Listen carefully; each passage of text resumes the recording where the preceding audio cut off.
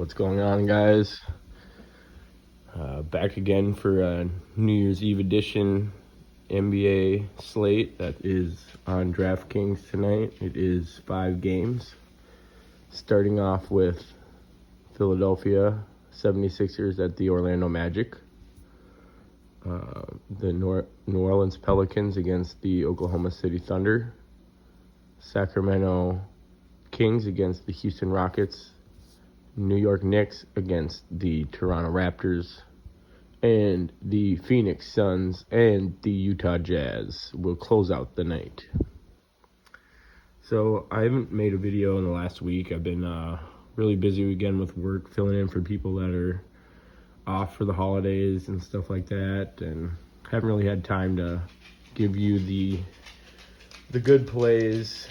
Haven't been able to spend enough time to feel confident in the picks, so wasn't gonna put out a video for you guys, but have today off, and we have enough sample size from this season's games actually now to kind of do some in-depth research on the matchups for today, which is why you see this piece of paper out in front of you. This is a strategy I like to use on a daily basis throughout the year once we have information on these teams. You can find all the stats that I'm getting just from NBA.com under team stats, advanced stats. And basically what I do for each day is I will go in there and I will just quickly jot down the team's offensive rank in the league. So as you see on today's slate, the top offensively rated team in the league so far through a week and a half is the Orlando Magic on this slate at number 5, all the way down to the worst team offensively rated in the league right now, the Toronto Raptors.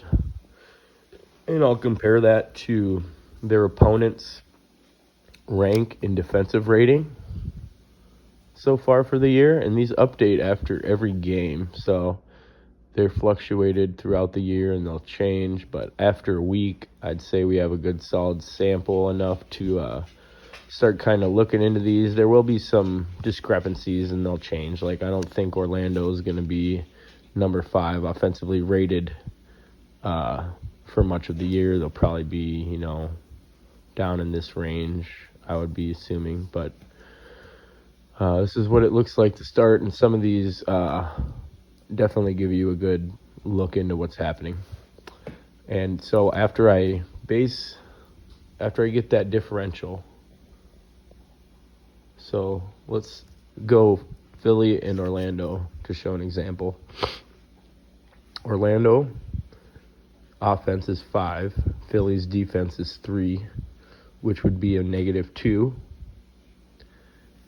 And Philly's offense is 28, Orlando's defense is 17. That would be a -17.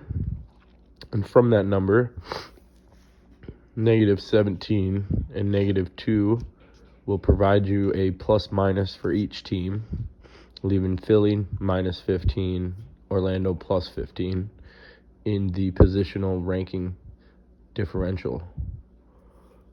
So as you see, I'll go down here and I'll rank offensively plus the top pluses on the slate, and then from there I'll go and I'll rank the plus minuses for the top ones for each slate. So the number 1 today would be the Pelicans against the Thunder with a plus-minus of 1. So you would predict, based on these ranking differentials, that this is going to be the closest game on the slate. You kind of would like to get the the game that stays the closest and has their starters in for the longest and goes back and forth and scores a lot of points.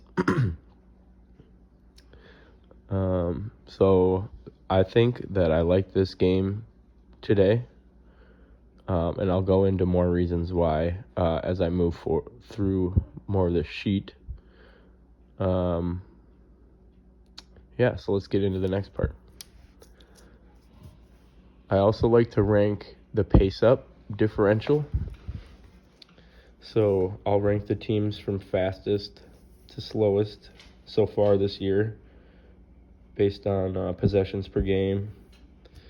And this will kind of give you how fast the game's going to play. So these slower teams down here, if they're playing, some of these teams up here, they're going to have a pace-up matchup, which means more opportunity, simply put, to perform and put up stats. So more of everything, more shots put up, which leads to more assists potentially, and more misses, which leads to more rebounds. So today, these three teams are the most paced up, and the top one would be New York at plus 21, New Orleans plus 16, and Philly plus 13.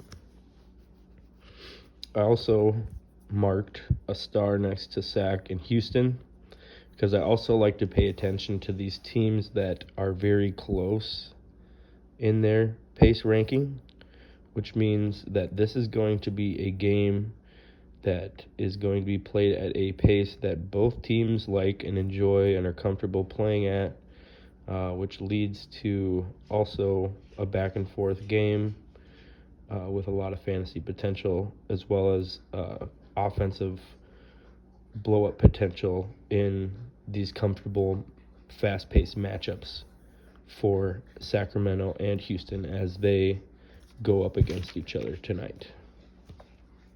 And lastly, I rank the rebound differentials for the games tonight, or for each slate. So tonight, as you see, Utah is the number one rebounding total percentage team in the league. They're going up against Phoenix, which is the number 19th team in the league.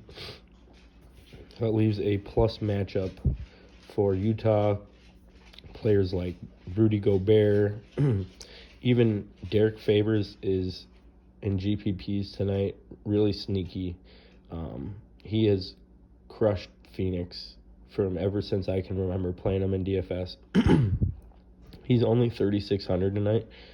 Derek Favors, he is coming back from a sore knee injury, but he's been playing in every game so far, and I expect his minutes to go somewhere over 20 minutes. Hasn't gone over 20 minutes yet, I don't think, this year.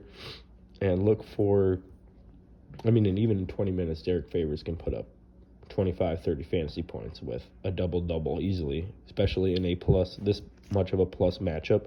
He's only 3,600, but the safer matchup would be for Rudy Gobert at the starting center position. And the best rebounding differential on the slate is going to be Sacramento, because Houston is second from the bottom in rebounding. And also note, Toronto is the worst rebounding team in the league. They're going up against the Knicks, who are the 20th rebounding team in the league, but players like Mitchell Robinson for the Knicks, who's only, I think, 5,200. He's in play for sure, as well as Julius Randle at 8,800. He is doing everything for this team so far this year. He just put up a triple-double last time out on the court. He can do everything. So I like Julius Randle, Mitchell Robinson there for that reason. So let's kind of just recap. I have these circles here for where I find teams multiple times high up in the rankings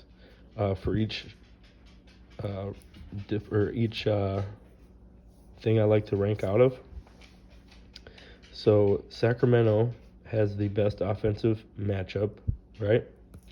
Sacramento is going to be playing in a very comfortable, fast-paced matchup that they like, right? As well as Sacramento having the best rebounding differential on the slate.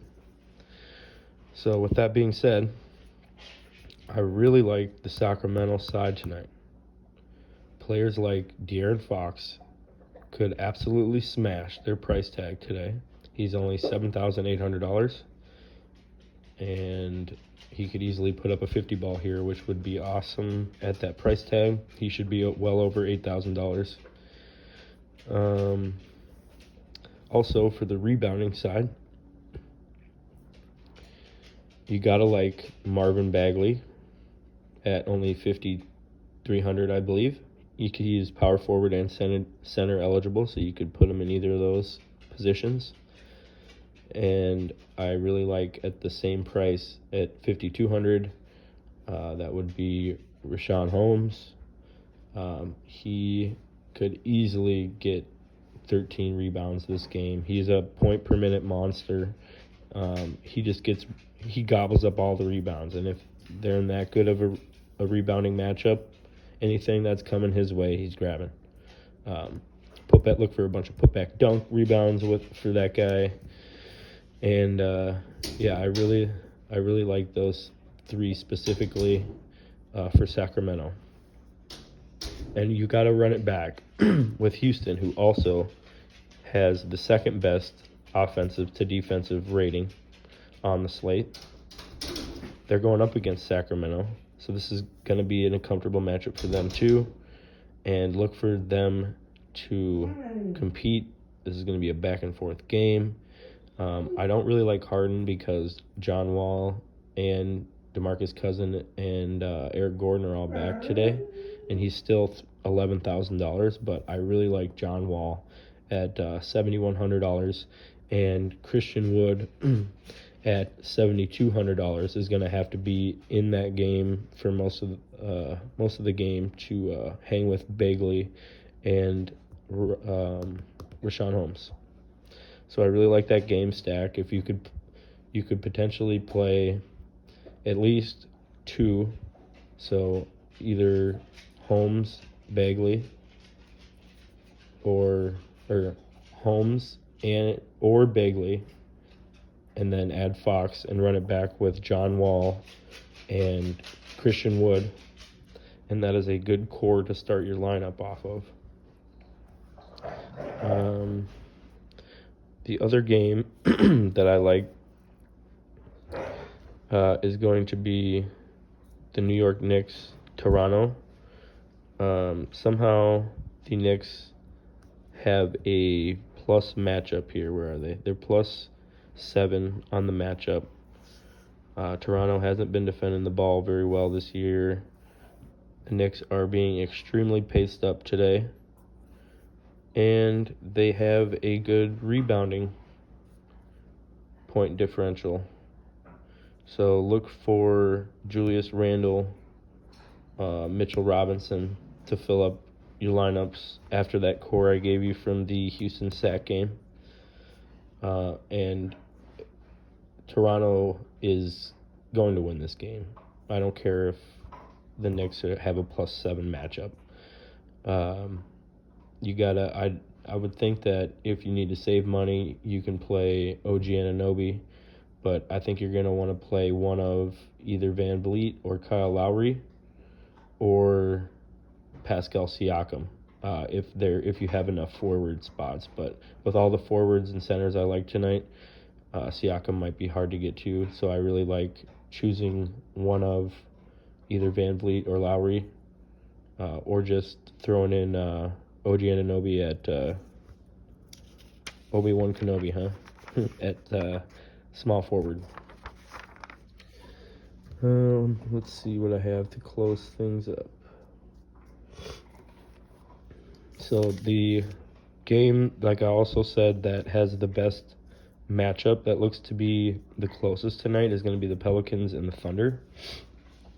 So don't sleep on that game as well. And you're going to need to try to get at least one, maybe two of the guys from the last game, which is the Jazz and the Suns. But for the Oklahoma City and the Pelicans, if you have money to spend for them, I would try to get exposure to Brandon Ingram and for sure Zion. I don't think the Thunder have anybody that can contain Zion really on the boards except for Horford, and he's nowhere near as athletic and as quick as Zion. And then Brandon Ingram is also in a good matchup. I don't think Darius Bazley or anybody they have that can try to guard him will be able to slow him down. And as a run back from the Thunder, I like George Hill at only 4,600. I think he's good for 25 to 30 fantasy points. Hamidou Diallo is also 4,200. He's cheap. He's good for 20 to 25 fantasy points with upside of 30s. And if you have the money and you'd like to spend it, Shai Gilgeous-Alexander is also a good option there. People to look at for that last game, I would say Mitchell is too cheap. Same with Chris Paul. But I really like, as a sneaky option, late night hammer, if you can get Mitchell and Booker in your lineups, or Booker and Gobert in your lineups, I think that would be a good way to end things off for your night, to get you moving up on the leaderboards. So thanks for watching, guys. I'll be back soon. Peace.